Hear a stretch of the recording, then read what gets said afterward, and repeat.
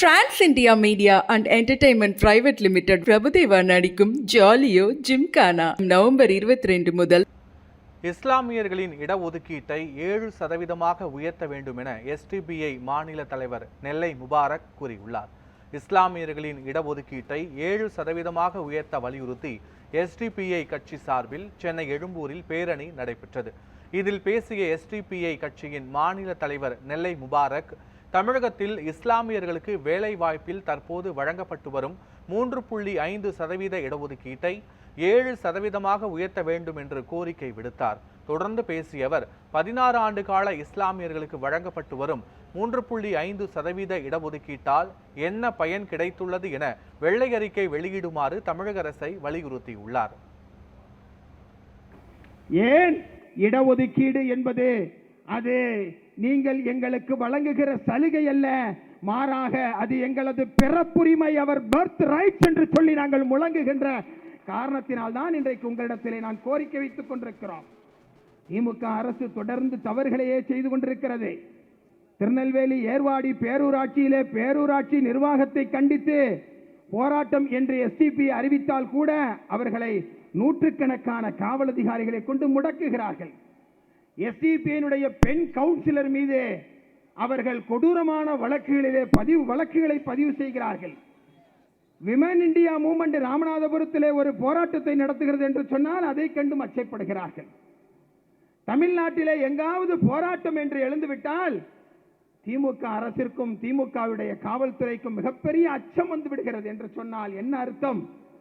அரண்டவன் கண்ணுக்கு இருண்டதெல்லாம் பேய் என்று சொல்வதை போல உங்களுக்கு எல்லாவற்றையும் கண்டு பயம் வந்துவிட்டது. இந்த பயத்திற்கும் மோடி, அமித்ஷா அங்கே பயந்து கொண்டு இருப்பதற்கு எந்த வித்தியாசமும் இல்லை. அவர்களும் மக்களை கண்டுதான் அஞ்சுகிறார்கள். நீங்களும் மக்களை கண்டு, மக்கள் பிரதிநிதிகளை கண்டு அஞ்சுகிறீர்கள் என்றால் என்ன வித்தியாசம் என்பதை இப்பொழுது நீங்கள் உணர்ந்து கொள்ள வேண்டிய தேவை இருக்கிறது. 3.5% இடஒதுக்கீட்டையோ 26 முஸ்லிம் ஆயுள் சிறைவாசிகளை அதிகாரப்பூர்வமாக விடுதலை செய்து விட்டாலோ தோழர் திருமுருகன் சொல்வதை போல என்ன ஆட்சி மாற்றமா வந்துவிடப் போகிறது? அதிகாரிகள் எங்களிடத்திலே சொல்லுகிறார்கள், அதிகாரத்தினுடைய மேல்மட்டம் இதை விரும்பவில்லை என்று சொல்லுகிறார்கள். யார் மேல்மட்டம், யார் கீழ்மட்டம்? உங்களை மேல்மட்டமாக வைத்து இன்றைக்கு அழகு பார்த்து கொண்டிருப்பவர்கள் இன்றைக்கு எனக்கு முன்பாக இருக்கிற சிறுபான்மை சமூகத்து சொந்தங்கள். எனவே எங்களது குரல்களுக்கு உரிமை தாருங்கள், நாங்கள் அழுவதற்கு உரிமை தாருங்கள் என்று நாங்கள் கேட்டு நிற்கிறோம். சச்சார் கமிஷனுடைய அறிக்கையின் அடிப்படையிலே 3.5 7 மாற்றித்தாருங்கள் என்று கேட்கிறோம். சச்சார் கமிஷன் என்ன சொன்னது? 3.5% இடஒதுக்கீடு தமிழ்நாட்டிலே 2007 அமல்படுத்தப்பட்ட முன்பு சச்சார் கமிட்டி இந்தியாவிலே வாழுகிற சிறுபான்மை முஸ்லிம் சமூகத்து சொந்தங்கள் தாழ்த்தப்பட்டவர்களை விட மிக மோசமாக இந்தியாவிலே வாழுகிறார்கள் என்று சொன்னது. தாழ்த்தப்பட்டவர்கள் மிக மோசமாக, தாழ்த்தப்பட்ட சகோதரர்களை விட முஸ்லீம்கள் வாழ்கிறார்கள். அவர்களும் அப்படி வாழக்கூடாது, முஸ்லீம்களும் அப்படி வாழக்கூடாது, எல்லோருக்கும் ஒரு சமத்துவமான வாழ்க்கை வேண்டும் என்று சொல்லிதான் எஸ்டிபிஐ கட்சி இன்றைக்கு 3.5 7 உயர்த்தி தாருங்கள் என்று நாங்கள் கோரிக்கை ஆர்ப்பாட்டத்தை, பேரணியை நாங்கள் நடத்தி கொண்டிருக்கிறோம். இடஒதுக்கீட்டிலே என்ன சிக்கல் இருக்கிறது? 2007 நீங்கள் இந்த இடஒதுக்கீட்டை அன்றைய திமுக அரசு தந்தது. தந்த உடனேயே சில முஸ்லீம் சகோதரர்களுடைய அறிஞர்களுடைய தரப்பிலிருந்து அன்றைய முதல்வரை சந்தித்து ஒரு கோரிக்கை வைத்தார்கள். நீங்கள் தந்திருக்கிற உள் இடஒதுக்கீடு என்பது சில குளறுபடிகள் இதில் இருக்கிறது, அதிலே சில நியமனங்கள் என்ற வார்த்தைகள் வருகிறது. அதன் காரணமாக எப்படி வேண்டுமானாலும் இந்த இடஒதுக்கீடு தவறாக பயன்படுத்தப்படுவதற்கு வாய்ப்பு இருக்கிறது என்று சொன்னார்கள். ஆனால் அப்பொழுது தமிழகத்துடைய முதல்வர் உடனடியாக சொன்னார், தலைமைச் செயலாளருடைய தலைமையில் இந்த இடஒதுக்கீட்டை கண்காணிக்கிற ஒரு குழுவை நாங்கள் அமைக்கிறோம் என்று சொன்னார்.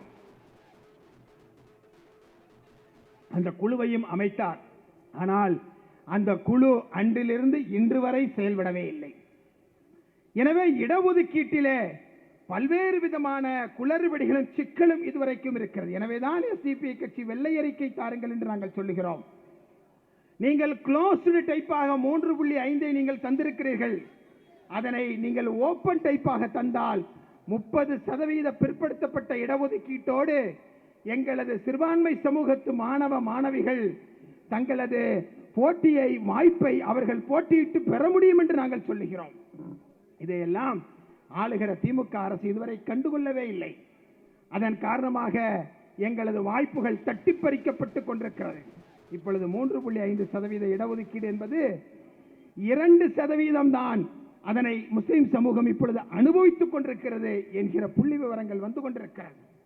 எனவே இந்த மோசமான இடஒதுக்கீடு இப்பொழுது தவறாக அமல்படுத்தப்படுகிற இந்த நிலையிலிருந்து மாற வேண்டும் என்று சொன்னால் உடனடியாக இடஒதுக்கீடு வழங்கப்பட வேண்டும். அது 7% உயர்த்தி வழங்கப்பட வேண்டும். அதில் இருக்கிற குளறுபடிகள் நீக்கப்பட வேண்டும். வெள்ளை அறிக்கை தாக்கல் செய்யப்பட வேண்டும். சாதிவாரி கணக்கெடுப்பு உடனடியாக எடுக்கப்பட வேண்டும். முஸ்லிம் ஆயுள் சிறைவாசிகள் 26 பேர் உடனடியாக விடுதலை செய்யப்பட வேண்டும் என்ற கோரிக்கையை இந்த போராட்டத்தின் வாயிலாக தமிழக அரசிற்கு முன்வைத்து உடனடியாக இந்த கோரிக்கைக்காக நீங்கள் செவிசாய்க்க வேண்டும், நடைமுறைப்படுத்தி தந்திட வேண்டும் என்று சொல்லி தமிழக அரசிற்கு நாங்கள் கோரிக்கை விடுத்து, இல்லை என்றால் தமிழகம் தழுவிய அளவில் இல்லை அகில இந்திய அளவில் மாபெரும் போராட்டத்தை எஸ்டிபிஐ கட்சி முன்னெடுக்கும் என்பதை கூறி மிகச்சிறப்பான போராட்டத்தை நடத்திய எஸ்டிபிஐ கட்சியினுடைய சென்னை மண்டலத்துடைய நிர்வாகிகளுக்கு என்னுடைய நெஞ்சார்ந்த நன்றியினை வாழ்த்துக்களை தெரிவித்துக் கொண்டு வாய்ப்புக்கு நன்றி கூறி விடைபெறுகிறேன். நன்றி.